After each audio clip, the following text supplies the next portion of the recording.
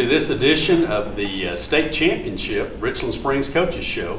My name is Barry Fikes, along with head coach Jerry Burkhart and Coach Thomas Tipton and the rest of the Fighting Coyotes. Say hi, guys. Hi. They're very good. They do stuff on cue. I'm impressed. And did I say State Championship edition? Whee! We're ready to go. So we haven't had one of these for a couple of weeks, and we beat a very good Jonesboro team and then a very good Guthrie team. And just tell us a little bit about that, Coach. Well, I'll tell you what, I'm real proud of the way our boys have been focusing. You know, we've been taking a week at a time, and, you know, we tell them raise the bar every week and, you know, learn your opponent. And, you know, these guys have been doing it. I've been, you know, checking, see how much film study they've been doing. They beat some hour, some of them 2 hours, some of them 3 or 4 hours, you know. So they're really putting the time in. You know, we do preach what you put into it is what you get out of it. Very good. Tell me a little bit about the Jonesboro game. I mean, we had bad weather over in Early, and it was pretty nasty. It was, wasn't it? Was it pretty really cold? Oh, about 34, 35 degrees. I was in the press box broadcasting, but I felt for you guys. I had to get down there. Our headsets weren't working. Well, I had to go sit in it. See, him and Coach Ashworth thought that they were going to sit in the press box while Coach Rogers and I froze. Yeah, they had food up there and everything. Yeah, but the headsets didn't work, so I said, hey, y'all come on down. Okay. You know, we can work it. So they had to freeze with us, so it worked out pretty good. Worked out good, though. You know, and amazingly, we jumped on them from the very get-go, did we not? 22-0 pretty quick. And it was just an amazing performance. And, well, tell me a little bit, guys. I mean, how cold was it out there at Lusty? Pretty cold. Pretty cold, but it didn't seem to bother you. Did it bother you, Brian? Oh, no. No. Superman needed to move over because you needed to be there, right? Oh, yeah. Exactly. That's what I thought. And then we beat Guthrie in the semifinal at Shotwell, where we'll be back again Saturday at 3 p.m.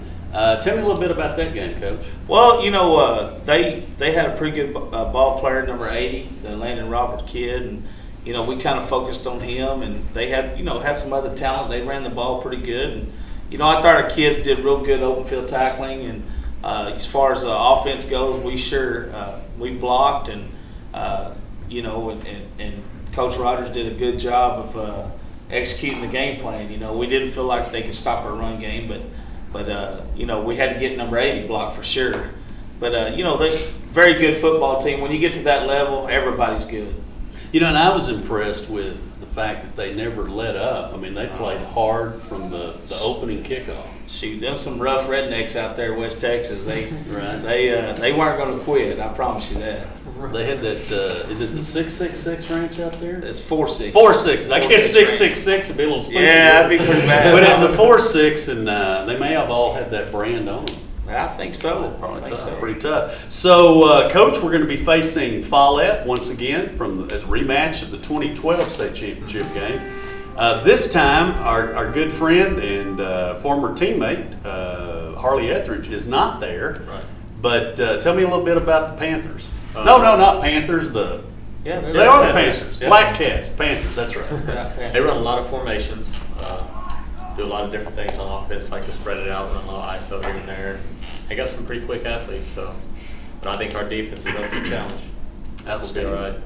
Outstanding. It's almost odd playing somebody again after a 3-year absence, and they're back, we're back, and that's pretty exciting stuff, isn't it? Follett has a good program. You know, they do things right, and you know they're kind of a finesse team, and they move the ball well on offense, and defensively they mix it up. They try to mix up the fronts, but you know, like I say, we're going into this keeping it simple for our kids, and you know we're gonna, you know, there's a lot of formations. We got to line up right, you know, but offensively, you know, it all comes down to blocking and tackling, and, you know, and making our extra points. That's the big thing, and I think we're getting better on that.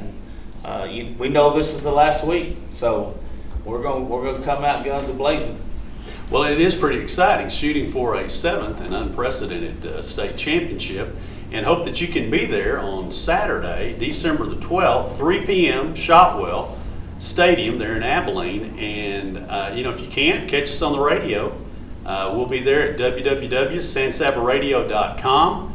On the AM side, 1410. On the FM side, 106.1. Of course, you can't hear that outside of the county, and if the sun goes down, well, you're in trouble. But other than that, you can get it on the World Wide Web. And Hutta Bay, what do you think about the upcoming opponent, the Follett Panthers? I'm nervous.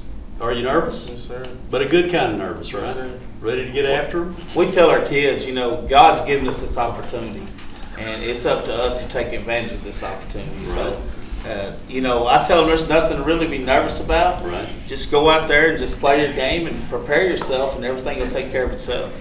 And over the last 2 weeks, Hutton Leslie's been playing with the cast, but he doesn't have one now. Hutton's showing both hands. Look at him. He is ready. He's ready to go. Going to play with two hands, and so it'll be exciting to see him be able to be set free from the cast. I'm going to ask a quick question. Colt Carlisle, you're both bullfighter and football player. Which is the more difficult sport? For Coach Burkhardt, it'd have to be defense on football. But yes, sir. Okay, very good. Outstanding. He answered correctly. They sure did.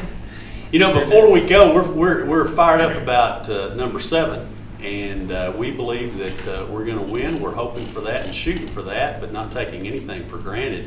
But before we go, somebody very near and dear to your heart, and really near and dear to all of our hearts, is Jack Sloan, your grandfather. Daddy Jack is what you call him, what all of us call him. And he had an episode with his heart. He is in Abilene Regional Hospital. Hopefully they'll let him out and just walk over and watch the game Saturday, right? Well, I don't know if they can keep him in there. They probably can't. That's the whole deal. I called him and I said, "Hey, Granddad, you want me to come see you?" And he said, he just told me, he said, "What you gonna come look at me for?" He said, "Get them boys ready and things are gonna be okay. And we know that it's in God's hands, and we just got to keep the faith." And he loves these boys. I mean, he just, that's his life.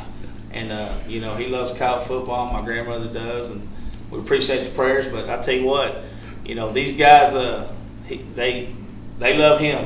When we're taking a picture at the end of the game, everybody's got to move out of the way because I don't think he knows how to zoom in on his camera. So he's got to stand back about 100 yards. Right. But anyway, thank you for that. And we'll just keep praying. And like I say, I don't think they'll be able to keep him down. Probably not. Yeah. So, I was just thinking about over the last 10 years of my life, probably 2 of the top 5 funniest things that I've ever heard he said. I can't repeat them right here, but they're the funniest things that I have ever heard. And we love you, Daddy Jack. In fact, we're all going to say that right now. You guys ready? On 3. 1, 2, 3. We love you, Daddy Jack. And hopefully, get him over on Facebook and he can see that. And you be out there praying for him. And we'll look forward to seeing him on the sideline, or maybe he can come to the press box with Ricky and I and watch this game and enjoy it. As always, the 4 most important words in the English language this time of the year are, say it with me, guys, Kiowa's fight never dies.